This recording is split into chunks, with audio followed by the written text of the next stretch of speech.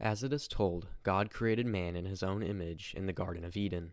God had created man as a companion for the Creator, a being that could relish in the greatness and beauty of God with the glory of his creation. Despite millennia of theology and philosophy, nobody has found the real reason that God would simultaneously allow the image of God, Adam, to share his creation with evil incarnate itself, Satan, in the form of the infamous serpent, which had tempted Adam and Eve to ultimately sin and rebel against their Creator, thus creating a fallen world, where not only does man know evil, but is glorified in it.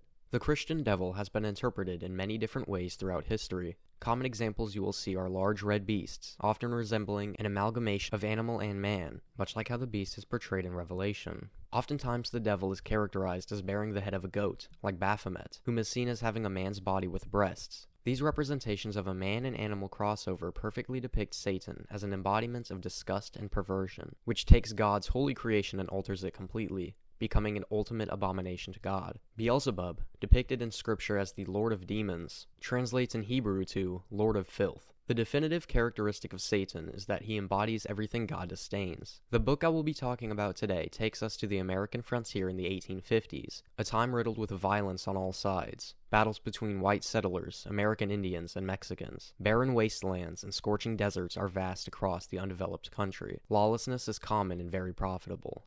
A time in history where evil incarnate would love to take on a form a little more different than an invisible deity. Hello, my name is Noah. I like to talk about the books I read. Today we're going to be looking at Cormac McCarthy's Blood Meridian. Blood Meridian is the most unique book I have ever read, as it takes on the task of being so many different things at once, and yet it nails it perfectly. Blood Meridian could be interpreted as a Western novel, about the incessant hostilities between races and constant violence in the atmosphere of undeveloped and untamed America.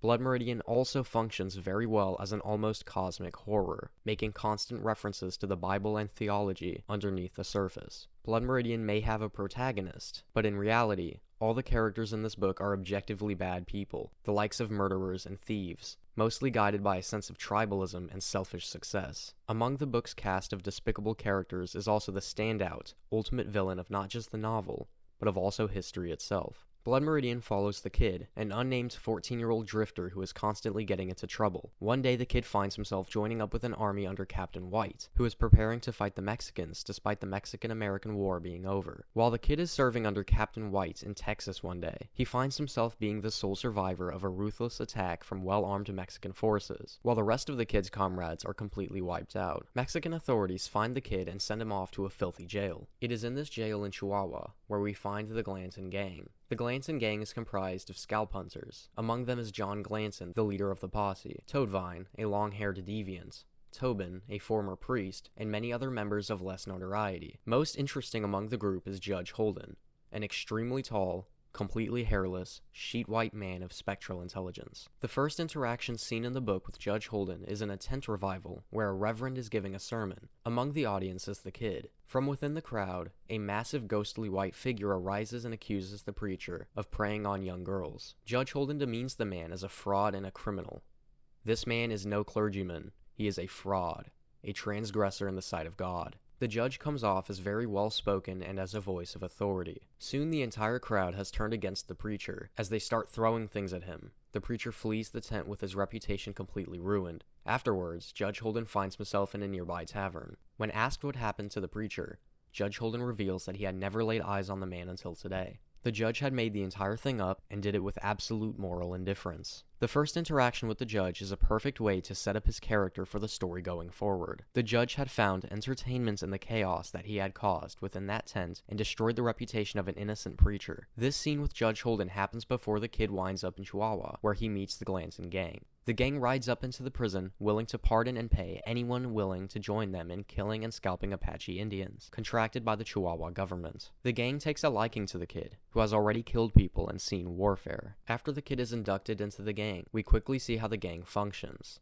The gang is not a normal band of paid mercenaries, but a group of devious killers who show no care for indiscriminate slaughter. The kid soon finds himself taking part in various atrocities, the killing of civilians and the burnings of villages. The gang slaughters Mexican civilians and scalps them, passing them as Apache scalps, the ones they are supposed to be getting paid for. John Glanton, the gang's leader, shows no empathy at all for anyone. He lives for war and violence. Beside Glanton is Judge Holden, the philosophical force behind the entire game. Soon we learn more about the character of Judge Holden. Aside from Judge Holden's eloquent English, which differs heavily from the very poor English of his fellow comrades, he also speaks fluent Spanish and German, even some Native American languages. He quotes Latin and is very familiar with old Roman classics, as well as having an extremely deep understanding of the Bible and biblical law. Oftentimes, while the gang is riding through the harsh terrain of the frontier, night falls upon them, and they gather by the fireplace to listen to the wisdom of the judge. These moments are easily the most intriguing of the book. The judge reveals throughout that he is deeply knowledgeable about geology, botany, zoology, chemistry, and biology. He is adept in classical literature, theology, philosophy, and history. Everything that the judge observes is written down within his ledger.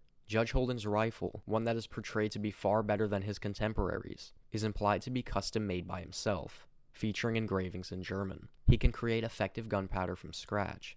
He collects samples of rocks and minerals and has a collection of scientific instruments. Judge Holden is also an excellent fiddle player, which serves as a not-so-subtle hint to Holden's character, as the devil himself has been long associated as being a master at the fiddle, an instrument that was commonly found in places of drinking, gambling, and sin altogether. The judge has a beyond human understanding of the world and everything outside of it. It is within the fireside talks that the judge reveals his supernatural degree of knowledge and wisdom to his bloodthirsty companions. The most compelling of Judge Holden's fireside chats is when he discusses his belief about war. For the sake of getting across the scope of Judge Holden's beliefs and Cormac McCarthy's unique writing style, I will read a quote in full from Chapter 17, where Judge Holden addresses the topic of warfare.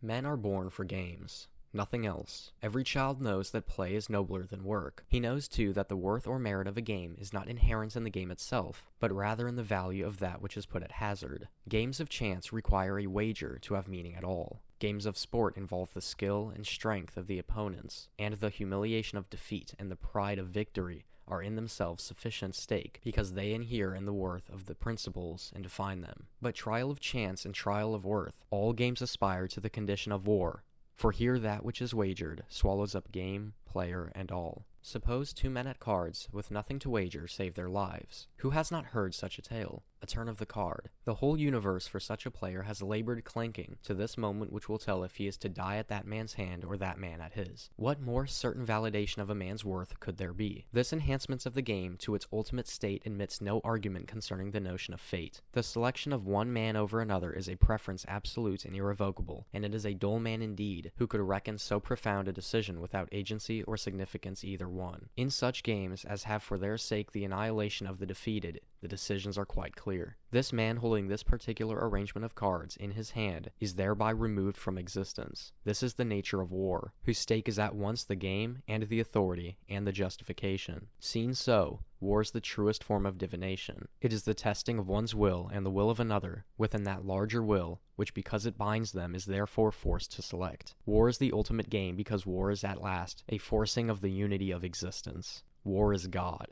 There are some very important things to take note of the judge's monologue. Obviously, it is clear that the judge holds little importance in the life of men, as it is something to be gambled away and not cared to be preserved. More importantly is the judge's notion that a man's validation is found in war, where his victory over his opponents is the determining factor of his worth within time and space, and that war is the ultimate game, which, unlike other games, is one that has everything at risk. He ends off his sentiments with the idea that war is itself God, and the ultimate form of divination, where man himself, bearing his fallen nature, can reach his status as God. If we are to say that Judge Holden is quite literally Satan, as he is represented within the Torah, Bible, and history afterwards in ancient Israel and medieval Europe, then there is not anything better for him to say than the things that Judge Holden illustrates. The judge deems war itself to be God, making any creator or deity irrelevant, and only the game of killing, that of war, as the means of encountering the face of God. On top of that, by succeeding in the game of wills and fates that is war, you become God, as you reach the highest form of divinity that can be found on earth. This is exactly along the lines of what a biblical Satan would have preached to the fallen world, that there truly is no God,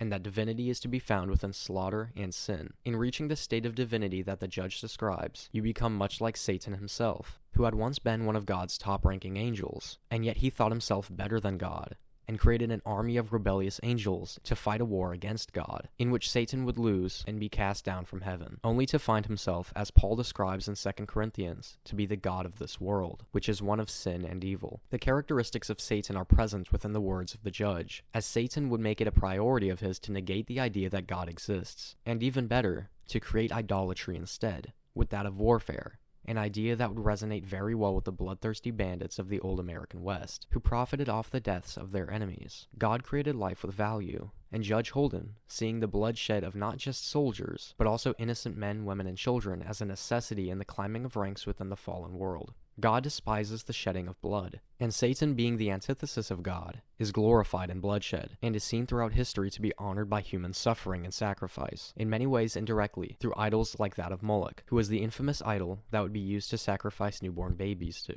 The judge is completely naked throughout random points in the book. His nakedness may be seen as a strange quirk of the judge, but there is plenty to take note of. In the Garden of Eden, both Adam and Eve were completely naked and unashamed of their nakedness, until they chose to rebel against God through the serpent. And after the fall, both Adam and Eve know evil and become ashamed of their wickedness, likely because of how it could inspire wicked thoughts. The judge has barely any regard for that shame, and is delighted in his more animalistic and uncivilized actions. Throughout the novel, Judge Holden is also accompanied by the disappearances of young girls, and there is also times that the judge is seen taking pleasure in actions involving an innocent, younger age group. There is also a particular moment closer to the end of the novel, where Yuma Indians are searching through the camps of the Glanton gang. Upon looking into the judge's tent, they see the judge standing over a young girl of about 12 and another young boy, as the judge has one arm over a brass howitzer pointed directly at them. The Yumas run away after seeing this, and the judge disappears. The judge's predatory actions are also an abomination to God, as innocence and purity are something to be held in high regard, while Satan cares only for its destruction and to please his own desires. The only possible protagonist is the kid, who gradually sees that the doings of Judge Holden and the Glanton gang are evil, and the kid starts to grow morally independent as he gets older, which is something that the judge hates. Near the end of the book, most of the Glanton gang is killed,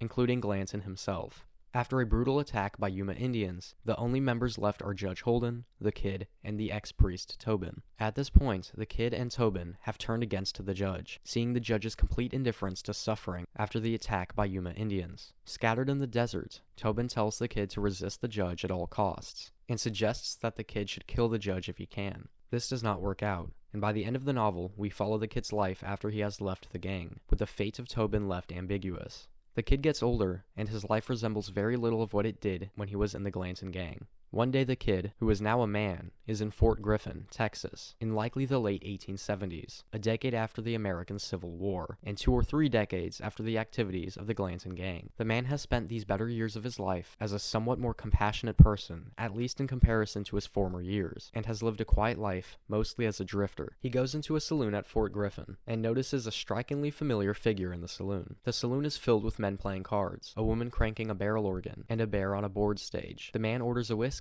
As the man turns his back on the bar table and inspects the saloon, he sees a tall, pale figure looking at him. Watching him across the layered smoke and the yellow lights was the judge.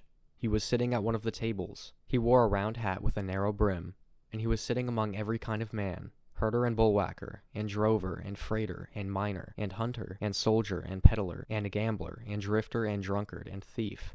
And he was among the dregs of the earth in beggary 1,000 years, and he was among the scapegrace scions of eastern dynasties, and in all that motley assemblage he sat by them, and yet alone, as if he were some other sort of man entire, and he seemed a little changed or none in all these years. The man orders another drink, gulps it, and begins to see that the judge has now moved and is talking to other men. Soon the showman, the man who owns the bear, begins walking around with his hand outstretched with his hat asking for tips. Soon it looks as if a disagreement is had between the showman and a member of the crowd. As the bear dances on stage, the person in the verbal altercation with the showman levels a cavalry pistol at the bear, and then fires again, until the bear dances drunkenly and collapses on the stage dead. Men stare at the aftermath of what had just taken place upon the stage, and as the man looks around the saloon, the judge is right there by his side. The man wants nothing to do with the judge, and would like to leave, but soon the judge urges the man to partake in a dance. It's important to note that the judge, being a satanic figure, fits perfectly into this scene. All chaos has ensued. The man who has spent his better years away from the gang and away from senseless violence is in the den of sin, surrounded by men corrupted by the vices condemned in Scripture. The judge appeared to have started the altercation that ended with the bear's death as he intermingled with the crowd. And despite all of this, the judge still asks the man, the former kid of the Glanton gang, to dance in the saloon, to care for none of what has taken place, and to relish in a dance. The man tries to leave, but he stops. The judge asks him if he had thought that remaining silent while he'd seen the judge would make him look invisible. The man has no want to speak to the judge, and wants nothing to do with him. The judge is upset by this. After further words, which I could spend an entire video going over in depth if I cared to make this video an hour long, the judge and the man depart. The man is drawn in by a prostitute in the saloon offering her services. Afterwards, the man goes to the outhouse and finds the judge waiting for him. The fate of the man is not mentioned further, but upon other people opening the door to the outhouse, they see something horrifying, which is not further described. In the saloon, the judge is dancing, completely naked, playing a fiddle and dancing wildly, to the applause of prostitutes and drunkards alike. He never sleeps, he says. He says he'll never die. He bows to the fiddlers and the sawshades backwards, and throws back his head and laughs deep in his throat, and he is a great favorite, the judge. He wafts his hat, and the lunar dome of his skull passes palely under the lamps, and he swings about, and takes possession of one of the fiddles, and he pirouettes, and makes a pass 2 passes, dancing, and fiddling at once. His feet are light and nimble. He never sleeps. He says he will never die. He dances in light and in shadow, and he is a great favorite. He never sleeps. The judge, he is dancing. He says that he will never die. Ultimately, Cormac McCarthy paints Blood Meridian as a pseudo-religious and mystic text that shows a time in history ridden with violence on all sides. The American West, with Native Americans, bordering countries, escalation into a civil war, imperialism, and a delight in the suffering of enemies. McCarthy takes this point and history and engulfs it in a writing style that is almost supernatural, and displays the American Old West as a war between supernatural forces, where the evil forces that have existed throughout time have won out against the good ones, and where God himself has left the world to the adversary, that being Satan himself. I heavily enjoyed reading Blood Meridian, and I would recommend it to anyone watching this video. Out of all the books I have read this year, Blood Meridian is my personal favorite. The book may be hard to follow at times, because the Glanton gang is always on the move and constantly repeating the process of traveling through the desert and slaughtering likely innocent people, but it is worth it for the dialogue of the judge, who is the most fascinating character I have ever read. If you enjoyed this video, please leave a like and subscribe, and leave a comment as I would love to interact with you. Also share this video with anyone you think may be interested. And with that out of the way, thank you for watching.